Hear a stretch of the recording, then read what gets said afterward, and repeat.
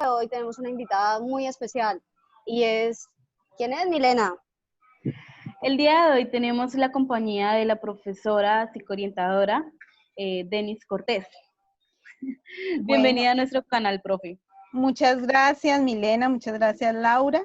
Pues bueno, muy complacida de estar aquí para que conversemos un poco de estos temas que son tan antiguos, pero también tan nuevos y más en todos estos contextos digitales. El día de hoy queremos saber acerca del ciberbullying. Profe, coméntenos más o menos qué es el bullying. Bueno, el bullying es una forma de agresión física o moral, pero siempre tiene un componente psicológico y una forma de agresión de una persona o un grupo de personas a otra persona, pero ¿qué es la diferencia de otras agresiones? En que es una agresión que es constante, que es permanente y que es entre pares, o sea, no es de un adulto hacia un menor, sino entre pares. Y se habla pues principalmente de bullying en contextos escolares. Y ahorita en estos medios, con tanta tecnología y tanta cosa, se conoce mucho del ciberbullying, el ciberacoso. Digamos, ¿cómo hacemos para que, o sea, alejar a nuestros niños o alejar a los niños de ese ciberacoso? Bueno, pues en primer lugar es contarles a los cibernautas y a ustedes que es precisamente llevar ese bullying o este acoso escolar a las redes sociales, a los diferentes medios tecnológicos, con la diferencia de que en las redes sociales estás mucho más expuesto, porque no solo son las personas de tu colegio, sino son todas las personas que ven las redes sociales, y además que si por ejemplo es un insulto, un maltrato, una foto o lo que sea, está ahí permanentemente y no se puede borrar tan fácilmente. Entonces es una exposición permanente y tiene pues unas consecuencias mayores. Bueno, y pues cómo prevenirlo, cómo estar alejado de ello. Pues yo pienso que en primer lugar, pues hay que pues fortalecer a cada persona, ¿no? Porque ya sea en el medio presencial o en el medio virtual, una persona que tiene pues como baja valoración de sí mismo, son personas pues que tienen precisamente el perfil de ser más victimarios que otras personas que sean más fortalecidos en su autoestima, ¿no? Entonces un agresor siempre va a buscar, digamos, por ponerlo en lenguaje común, digamos, el que quiere montársela a un niño sabe a qué niño se la va a montar, ¿cierto? Entonces, digamos, ve precisamente ese tipo de perfiles. Entonces es muy importante fortalecer siempre pues la autoestima, la comunicación asertiva, que las personas sepan defender sus derechos en el sentido de decir, no me parece, sí me parece, no estoy de acuerdo con lo que dices, por favor no me molestes, y bueno, como a enseñarle también un poco esto. Casualmente eso era lo que le iba a preguntar, o sea, ¿qué indicios dan los niños como para decir, bueno, a este se la monto o a este no, o sea, y también qué niños son los montadores, digámoslo de esa manera? Sí. Bueno, tanto del lado del agresor como del lado del agredido, de la víctima o el victimario, sí se han planteado como una serie de perfiles, ¿cierto? Entonces, el perfil que se plantea del agresor también pues es una persona, pues un chico, un joven o una joven que tiene precisamente una conducta pues disruptiva, o sea, más agresiva, más cansón, que busca precisamente, que seguramente también ha tenido una historia de violencia o de agresión en otros contextos, en su casa. ¿M? También a veces busca a través de la agresión física como fortalecerse o mostrarse fuerte en carencias que pueda tener afectivamente, ¿cierto? Entonces, digamos, yo considero que en este contexto, como estamos hablando de pares, o sea, de niños o jóvenes que tienen edades similares, sufre tanto de un lado como del otro, solo que, digamos, el sufrimiento se expresa de manera distinta. Y el victimario, lo que les decía ahorita, ¿cierto? Baja autoestima, baja asertividad, baja defensa de sus derechos propios, seguramente también víctima de maltrato y digamos que considera que esa puede ser una condición natural, muchas veces se presenta esto, ¿no? Profe, y esos niños que sufren de bullying y todo eso, ya tienen, digamos, una personalidad, que son callados, se cierran en su cabeza, digamos, en su música, en su estudio, en sus videos, lo que sea. ¿Cómo hacemos para darnos cuenta de que nuestros hijos están sufriendo de bullying? ¿Cómo hacemos para poder ver esas señales? ¿Cómo hacemos como para identificar eso? Si literalmente ellos ya vienen siendo así desde antes. Bueno, mira, es muy importante diferenciar entre quien tiene una personalidad introvertida o es una persona tranquila, ¿cierto? Porque yo puedo ser introvertido en el sentido en que pues no hable mucho, no tenga muchos, de pronto muchos amigos, pero igual establezco pues relaciones de amistad con algunas personas y también, digamos, soy capaz de defender mis derechos cuando pues así lo necesito, ¿cierto? Yo puedo ser callado, pero en el momento en que me van a vulnerar, a pegarme, a quitarme, yo le digo, oiga, ¿qué le pasa? O sea, hacia dónde encaminarme, ¿cierto? Entonces es muy diferente entre la personalidad, distinguir entre pues una personalidad introvertida y un niño que ya es callado, tímido, porque se siente pues como sumiso, asustado a toda hora, porque tiene una necesidad de ser aceptado, entonces a veces considera que para poder ser aceptado tiene que, tiene que pues como complacer al otro, ¿sí? Entonces muchas veces pues puede ocurrir eso, ¿cierto? Entonces se puede diferenciar también así. Entonces no necesariamente todo niño que sea callado es una posible víctima, sino todo niño que no tenga suficiente valoración de sí mismo, que no tenga suficientes redes de apoyo, porque si yo tampoco tengo como a quién contarle o en quién apoyarme, ¿cierto? Entonces también va a ser más difícil poder defenderme y que no tenga suficiente asertividad, es decir, como poder defender mis derechos. Exacto, es Profe, que ¿cómo podríamos conseguir que los niños cuenten lo que está pasando? Ya sean sus familiares, amigos, una persona cercana o de confianza.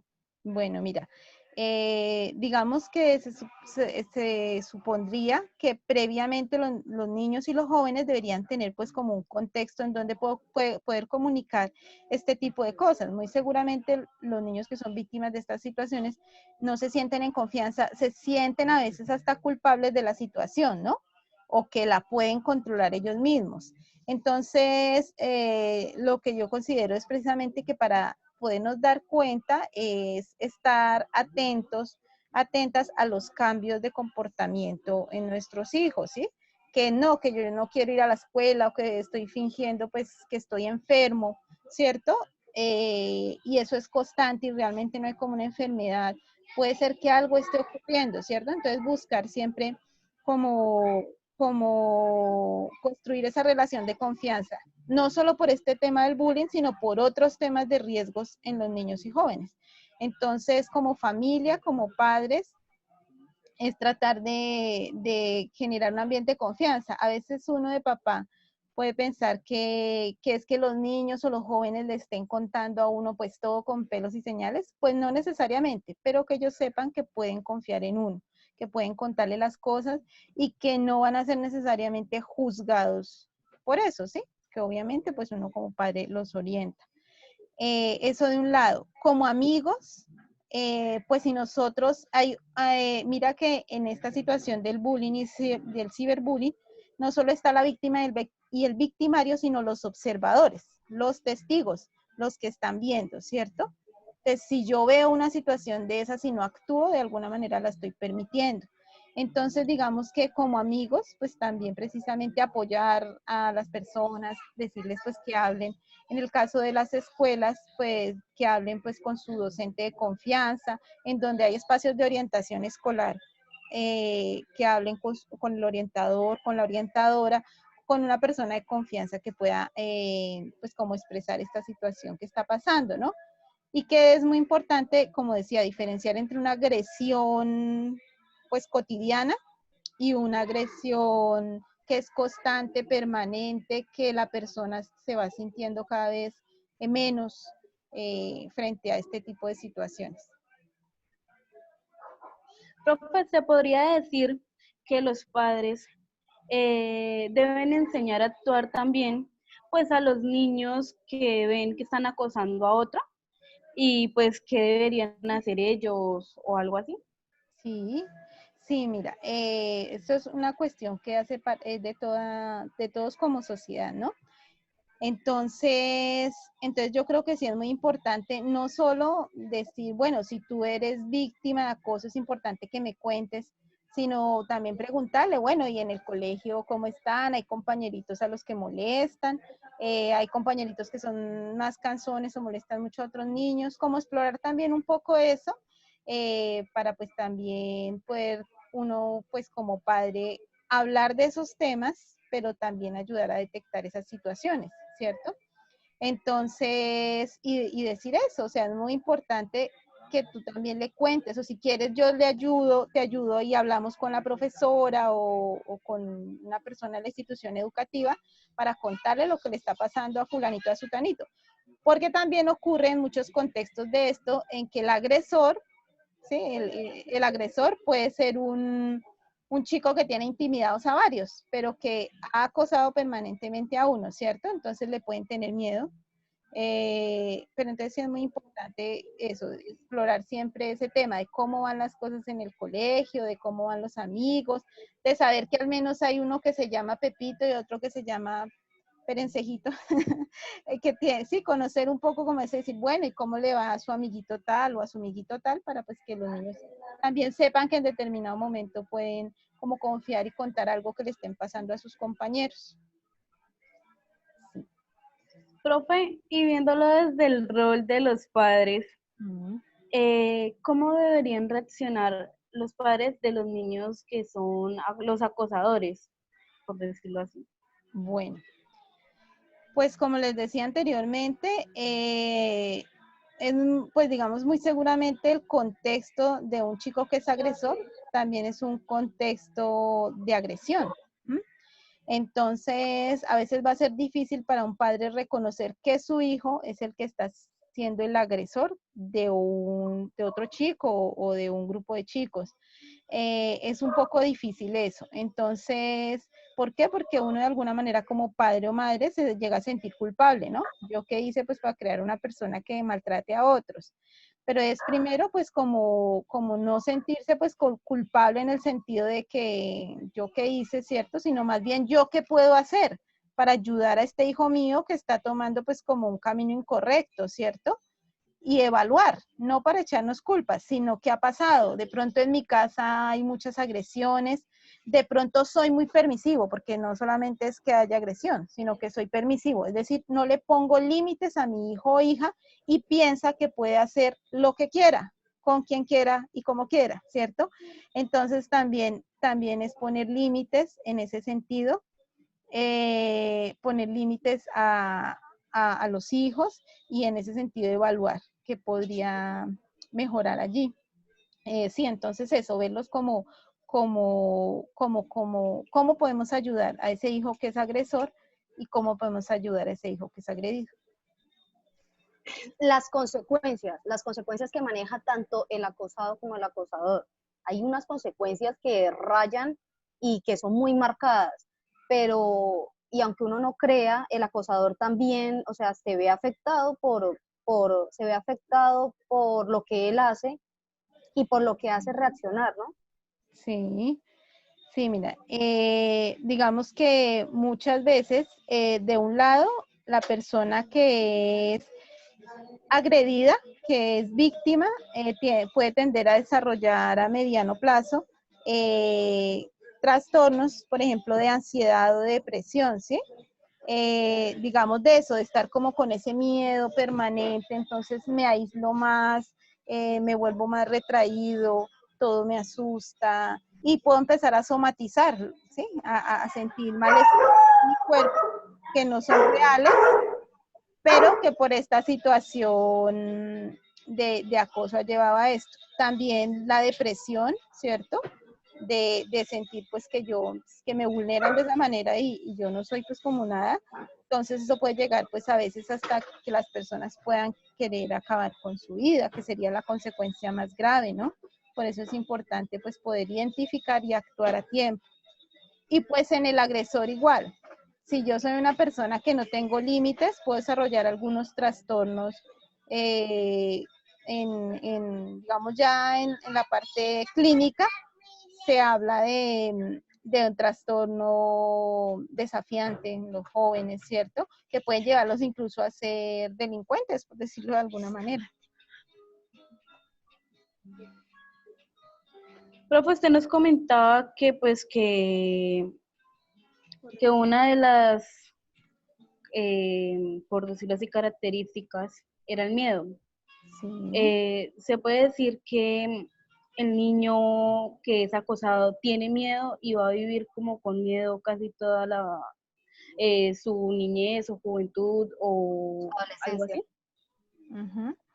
Bueno, digamos que sí, claro.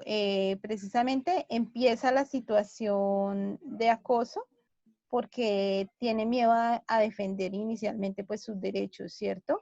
A recurrir a alguien que lo pueda ayudar o considera que pues nadie o que por sí mismo puede salir de esta situación, y cada vez pues que el acosador vuelve a atacar el agresor, pues se va incrementando este miedo, ¿no? Se va reforzando esa idea de que yo no soy capaz de defenderme, ¿sí? Hay algo que en psicología lo llaman la indefensión aprendida, ¿sí? Yo haga lo que haga, no me voy a poder defender. Entonces, mejor me quedo ahí que me hagan lo que me vayan a hacer, ¿sí?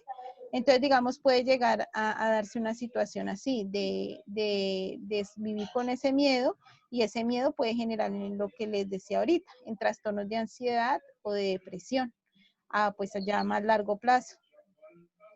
Sí, discúlpame, ya entonces una vez se haya intervenido la situación, pues la idea precisamente es trabajar con la persona ya pues en una intervención psicológica en su EPS, que uno esperaría que que lo atendieran y le hicieran ese tipo de intervención, precisamente ese tipo de miedos, de ideas, y ayudar a fortalecer pues su autoestima y su núcleo familiar. Sí, porque para eso necesitamos igualmente la red de apoyo, ¿no? O sea, necesitamos ser esa red de apoyo para nuestros niños, como reforzar muchísimo la confianza que tenemos con ellos. Y de ahí para adelante es como más sencillo, más fácil, ¿cierto? Sí. Sí, claro. Digamos que pues precisamente este ejercicio que ustedes están haciendo es muy importante, como que hablemos de estos temas en diferentes medios, porque precisamente traer a la mesa, traer en este caso a la pantalla estos temas, nos ayudan precisamente a poder identificar a tiempo, y como sociedad en general tenemos la responsabilidad del cuidado y la protección de nuestros niños y niñas, ¿sí? A veces pues digamos, se utiliza alguna frase que dicen que los niños tienen derechos. Claro, tienen derechos, y esa es una ganancia de precisamente reciente muy importante. Y también tienen responsabilidades. Entonces, me parece muy importante que esas responsabilidades sean cuidarnos a nosotros mismos y ayudar a cuidar a los demás, ¿sí? Y que si nos creamos así como sociedad, seguramente muchas cosas y muchos de estos problemas pues no se darían, pero hay que fortalecer esa idea del cuidado entre todos y de sí mismo. Listo, profe. Por último, ya para finalizar la videoconferencia, más o menos ahorita con el regreso a clases presenciales, pues no estamos diciendo que ya mismo, sino pues en un tiempito después. ¿Sería posible afirmar que los niños que sufren de bullying sienten miedo de volver a clases presenciales? Bueno, digamos que pues que si han sido víctimas antes de salir a este espacio, a esta situación de confinamiento, pues que de aislamiento, pues depende de muchas variables, ¿sí? Depende de qué haya pasado durante el confinamiento. Si durante el confinamiento tú te viste, no sé, apoyado, pudiste hablar con tus papás de ese tema, te ves fortalecido, seguramente no vas a tener miedo de volver. Pero si durante el confinamiento, al contrario, se refuerzan todas esas situaciones de vulnerabilidad, ¿sí? Si al contrario te siguen maltratando, sientes que no tienes como en quién confiar, como dónde buscar apoyo, pues seguramente pues va a ser si va a tener miedo de volver obviamente a ese entorno de agresión. Pero además de eso, es muy importante pues estar pendientes porque como la mayoría de interacciones están por estos medios, por el celular, por el WhatsApp, por el Facebook, por todas las redes sociales, los correos, etcétera. Entonces, es una recomendación para los padres en general. Así los hijos sean grandes, así como ustedes, que ya son grandes. Es muy importante tener presente porque es que no hay solo un riesgo de bullying, ¿cierto? De que estés sufriendo un acoso moral o psicológico, sino que también es muy importante,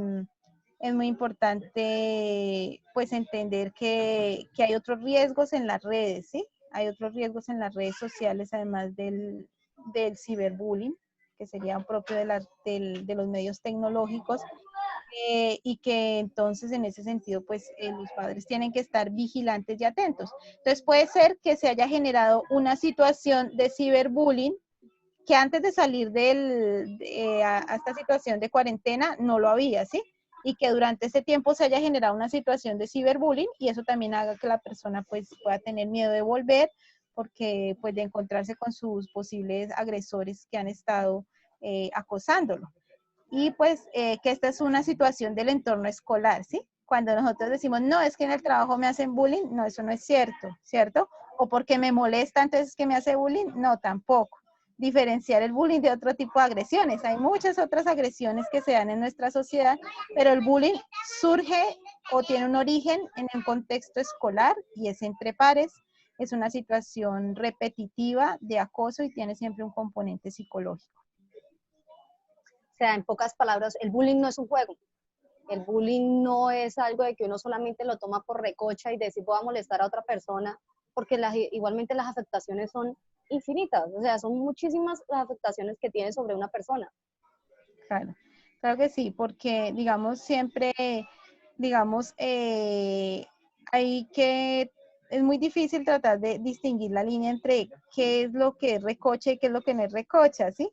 Entonces nosotros decimos, si la otra persona se divierte, pues es recocha, pero si la otra persona sufre o se siente acosada o con miedo, se pone brava, pues no es recocha porque la otra persona se molestó, ¿sí? Y digamos que es muy importante tener presente eso siempre en la relación con las otras personas y mucho más, pues tratar de, por una condición, no sé, de personalidad del otro, por una condición a veces física o que dije una palabra mal o que, bueno, cualquier situación, entonces empezar por ahí una situación de vulneración a una persona, pues debemos ser cuidadosos en eso, sí. Sí, todo tiene un límite igualmente, entonces sí, hay que no cruzar ciertos límites. Profe, muchas gracias, de verdad, muy amable por este ratico que nos regaló, por esto que nos dijo, tenemos que reforzar, o sea, gracias por los consejos, gracias por lo que nos dijo, gracias por todo, de verdad. Bueno, Laura, Milena, muchas gracias a ustedes por la invitación. Como les decía anteriormente, estos espacios son muy importantes y esperamos pues que todos los cibernautas escuchen esto. Y pues muy importante, les invito a que busquen la página teprotejo.org, en donde podemos también ahí podemos hacer denuncias o reportes de situaciones específicas que nos pasen en las redes. O buscar siempre una persona de confianza, ya sea en su familia, en su escuela, pero no nos quedemos callados. Ya saben, cibernautas, no se queden callados, hablen. Gracias. Bueno, profe. Bueno, gracias. Bueno. Adiós.